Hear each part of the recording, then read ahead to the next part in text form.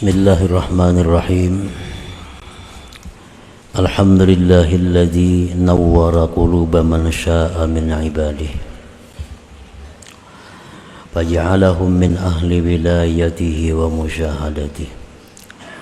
Asyhadu an la ilaha illallah wahdahu la syarika lahu fi uluhiyyatihi wa asyhadu anna sayyidana Muhammadan abduhu wa rasuluhu qasimu amdadih. Sallallahu wa sallama ala khairi khalqih Sayyidina wa maulana Muhammadin habibihi wa sabiyyih wa ala alihi wa ashabihi wa dzurriyyatihi wa atba'ihi, amma ba'du.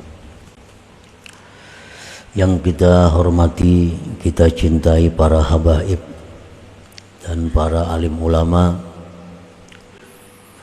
para muhibbin, hadirin hadirat rahimakumullah.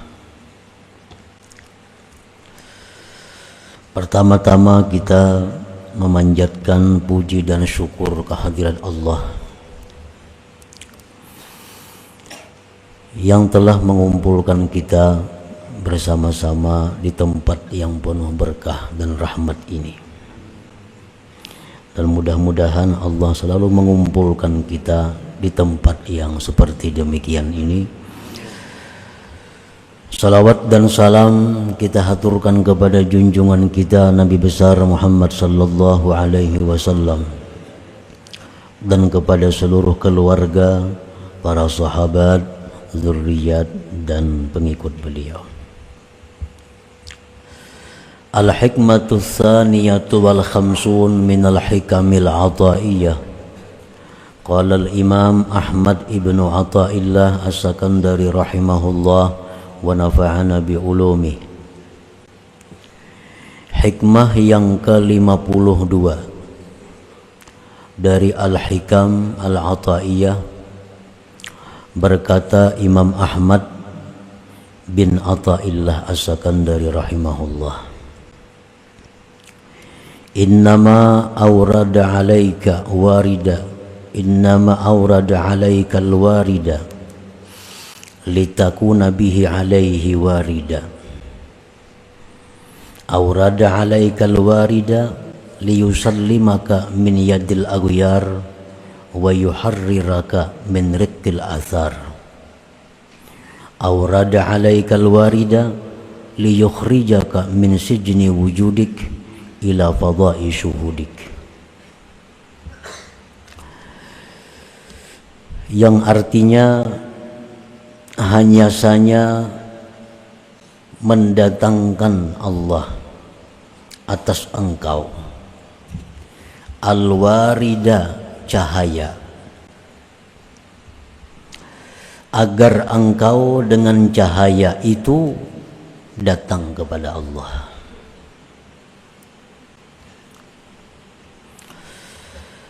Mendatangkan Allah atas engkau cahaya untuk menyelamatkan engkau dari tangan ini makhluk dan membebaskan engkau dari kebudakan ini makhluk.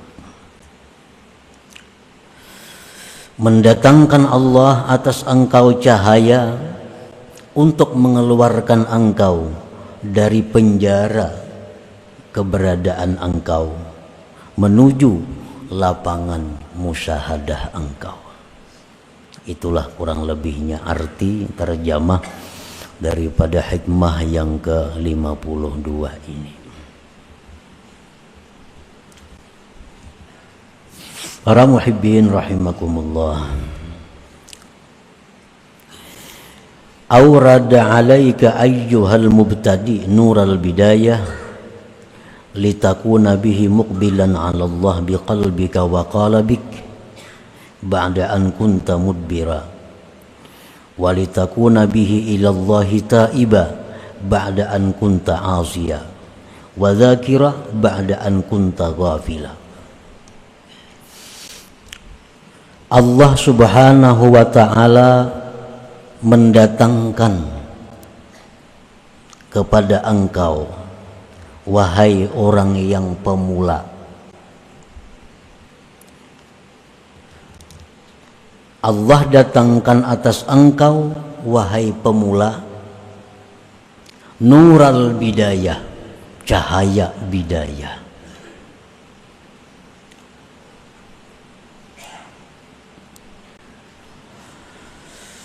Agar engkau dengan cahaya bidayah itu berhadap atas Allah dengan hati dan tubuh engkau sesudah engkau selama ini berpaling kepada Allah.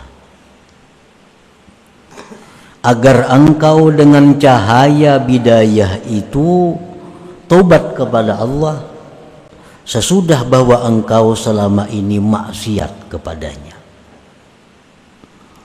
dan agar engkau dengan cahaya bidayah itu ingat kepada Allah sesudah bahwa engkau selama ini lupa dan lalai kepada Allah. Nah, para muhibbin rahimakumullah, ada manusia yang mana manusia ini lari daripada Allah. Orang ini 100% kehidupannya itu untuk urusan-urusan duniawi. Orang ini hidupnya 100% hanya menunaikan nafsu kesenangannya. Lalu orang ini diberi Allah nurul bidayah. Diberi Allah nurul bidayah. Maka orang tersebut berbalik menghadap kepada Allah dengan hati dan tubuhnya. Orang yang selama ini maksiat kepada Allah, orang yang selama ini suka berbuat dosa, begitu diberi Allah nurul bidayah ini, maka dia tobat kepada Allah. Dia kembali kepada Allah. Orang yang selama ini lalai kepada Allah, begitu diberi Allah orang ini nurul bidayah, maka orang ini selalu ingat kepada Allah Subhanahu wa ta'ala. Nah, para muhibbin rahimakumullah,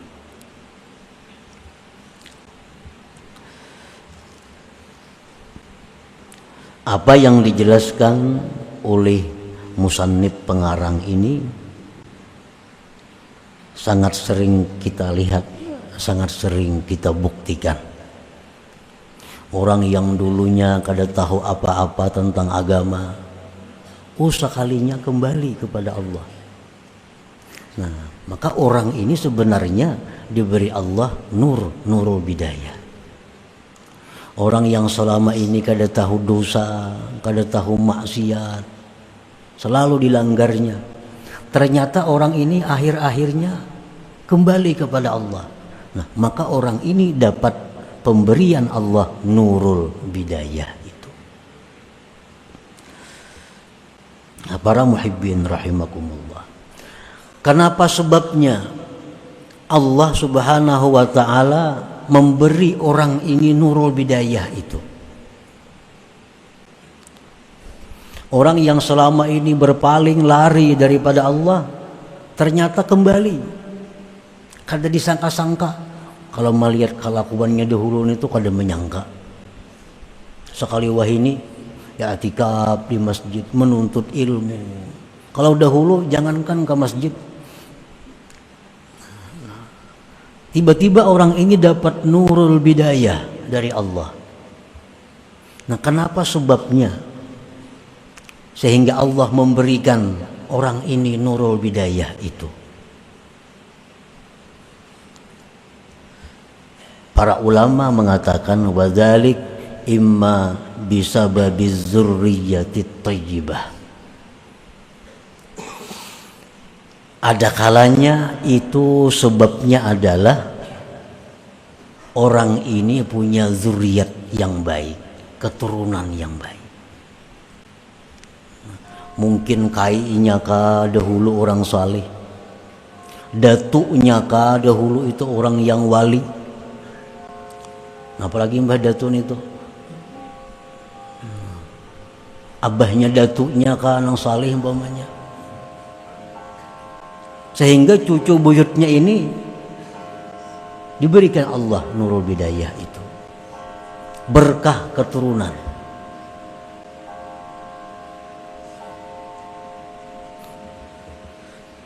Allah Subhanahu wa taala di dalam surat Al-Kahfi ada menceritakan tentang demikian itu. Dan Rasulullah sallallahu alaihi wasallam bersabda, "Innallah yahfadzus salihah bi sab'atin min dzurriyyatihi." Hadis ini dibuat dalam tafsir Al-Qurtubi. Sesungguhnya Allah Subhanahu wa taala memelihara orang saleh itu pada 7 generasi keturunannya.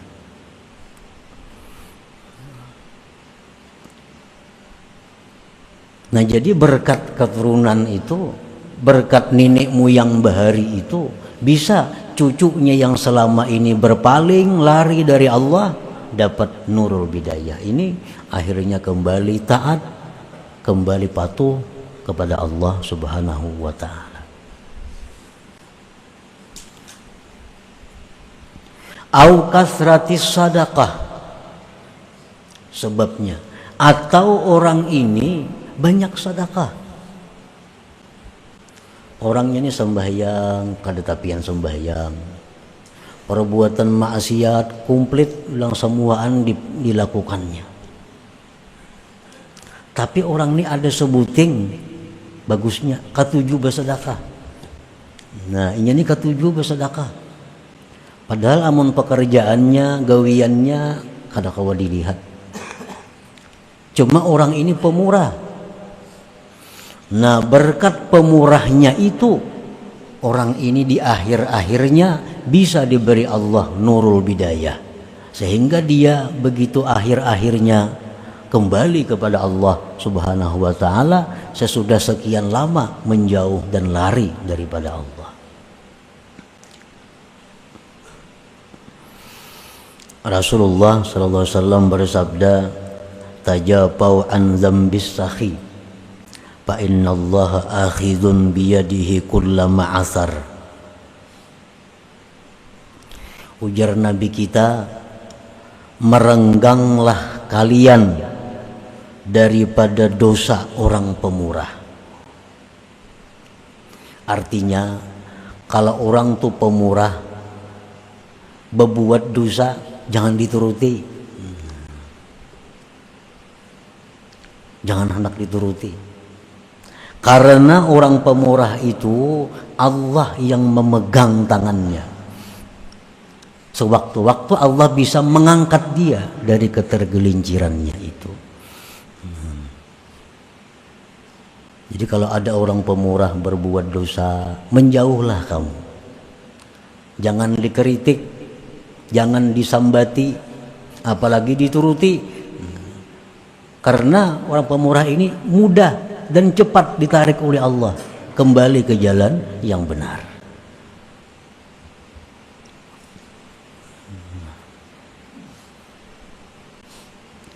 Au hubbis salihin, atau cinta orang saleh.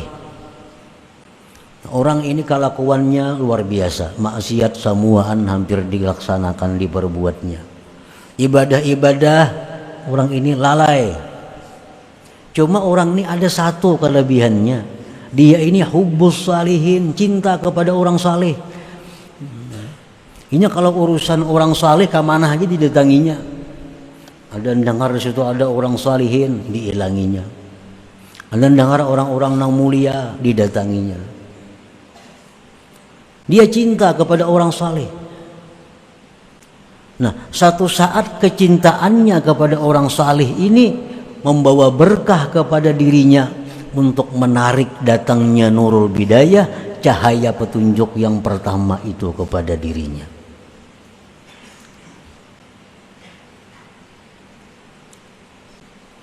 Orangnya sembahyang gin kada, sembahyang kada, puasa kada, Tapi kalau orang saleh maka menyuruhinya kemana aja hakun. Di mana ada orang saleh kuburnya didatanginya. Nah ini orang berkat kecintaannya kepada orang saleh itu mengundang Nurul Bidayah datang kepada dirinya itu.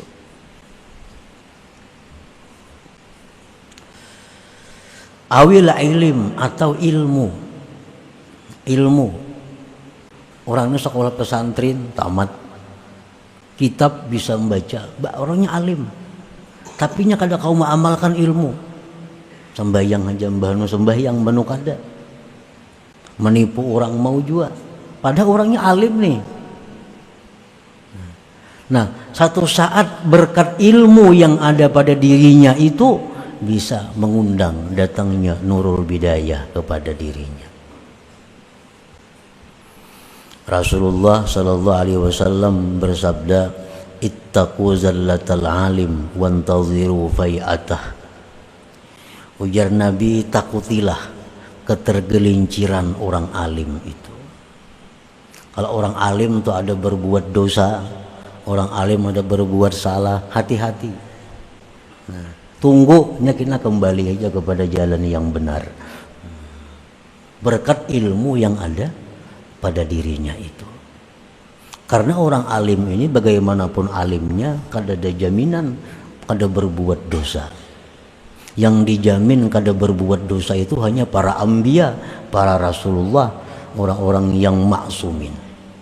Dan jangan aneh kalau ada orang berbuat dosa. Dosa apapun yang dilakukan seseorang, jangan kita takjub, jangan aneh.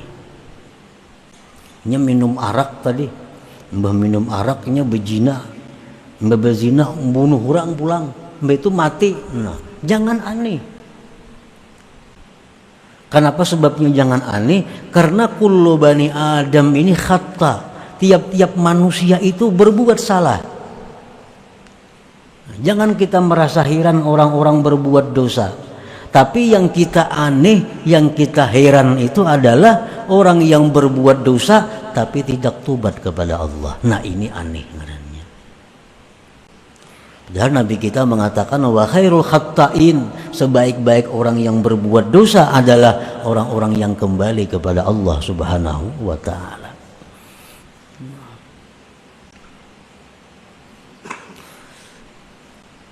Au du'a'is salihin, atau karena doa orang saleh.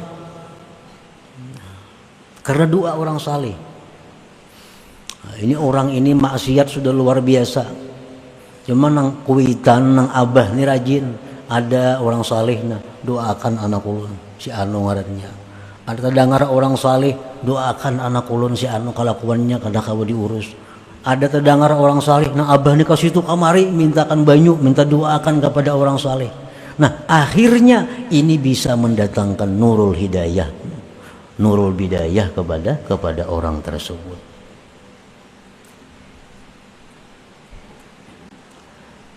Au bi musibatin asabathu, atau suatu musibah yang menimpa dia.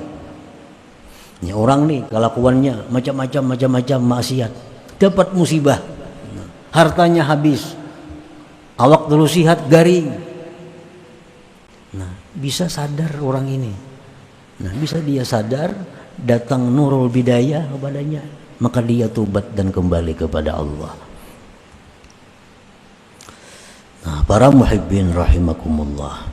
Jadi nurul bidayah ini cahaya pertama yang datang dari Allah kepada seorang hamba, itu dapat merubah watak, merubah kelakuan hamba yang dulunya lari kepada Allah menjadi datang kepada Allah. Yang dulunya maksiat tobat kepada Allah. Yang dulunya lalai ingat kepada Allah. Karena dapat cahaya bidayah daripada Allah Subhanahu wa ta'ala.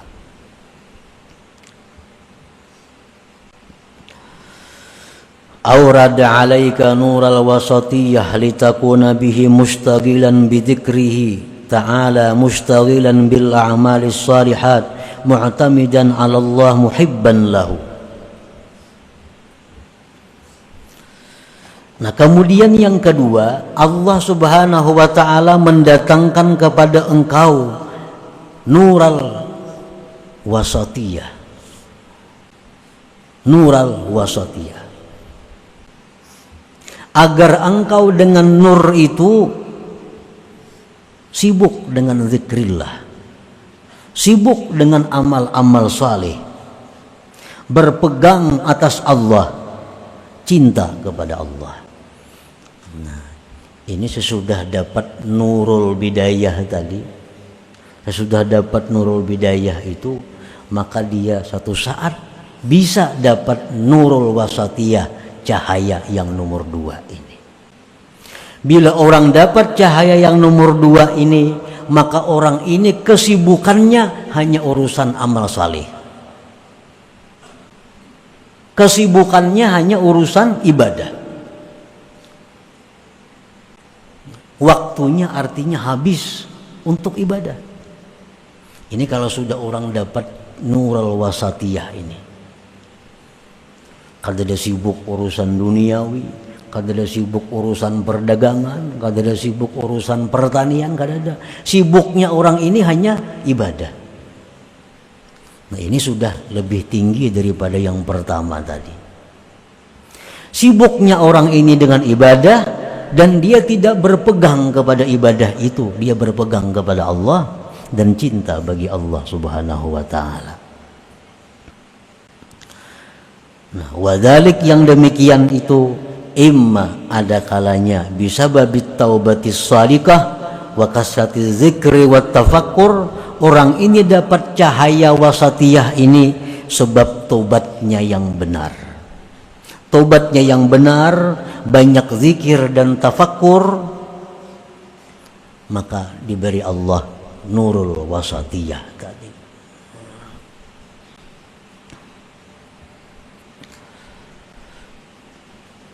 Yang pertama tadi nurul bidayah datang kepada orang, maka selama ininya maksiat, lalu ingat tobat, bujur-bujur tobat. Kada separuh-separuh tobatnya tuh. Nah, tobatnya tobat yang menyeluruh, tobat yang benar. Maka berkat dia tobat yang benar itu, berkat inya banyak zikir, banyak tafakur, maka orang ini diberi Allah lagi nur yang kedua. Maka dengan nur yang kedua itu dia menjadi orang yang sibuk dengan ibadah, cinta kepada Allah dan berpegang kepada Allah.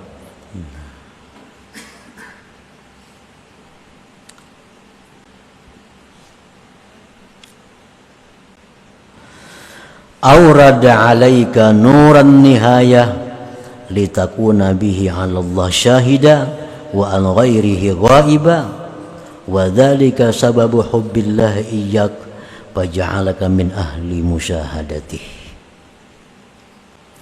Sesudah nur yang kedua ini datang kepada dirinya, maka dia jadi orang yang sibuk dengan amal-amal saleh. Allah beri lagi nur yang ketiga. Nah, maka dengan nur yang ketiga ini dia bisa musyahadah kepada Allah Subhanahu wa taala. Dia melihat sesuatu selalu ingat kepada Allah. Dia mendengar sesuatu selalu ingat kepada Allah. Dia merasakan nikmatnya sesuatu ingat kepada Allah. Dia merasakan pahitnya sesuatu ingat kepada Allah. Nah, ini kalau yang ini sudah dapat nurun nihayah. Orang seperti ini orang yang sudah dapat cahaya yang ketiga dari Allah Subhanahu wa taala. Dan mendapatkan cahaya yang ketiga ini adalah semata-mata hubbullah iyyahu, cintanya Allah kepada dia.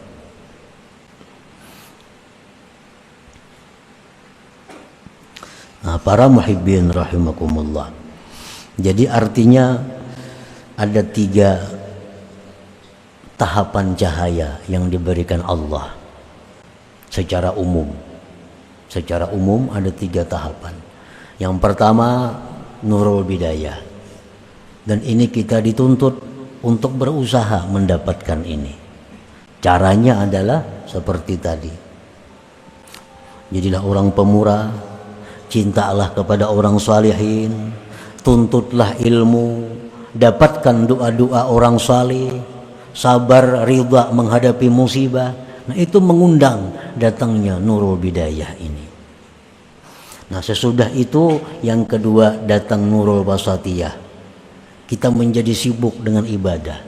Tidak ada kesibukan kita urusan dunia. Kesibukan kita adalah urusan amal salih, urusan ibadah. Kita jadi orang yang cinta kepada Allah. Jadi orang yang berpegang, bersandar kepada Allah. Nah, kemudian yang ketiga, ini semata-mata pemberian Allah. Kita diberi lagi nurun nihayah. Kita bisa merasakan adanya Allah Subhanahu wa taala pada segala macam sesuatu itu. Nah, para muhibbin rahimakumullah, selanjutnya yang ke-53 daripada hikam Athaiyah. Ila hadratin Nabi sallallahu alaihi wasallam al-Fatihah. Bismillahirrahmanirrahim.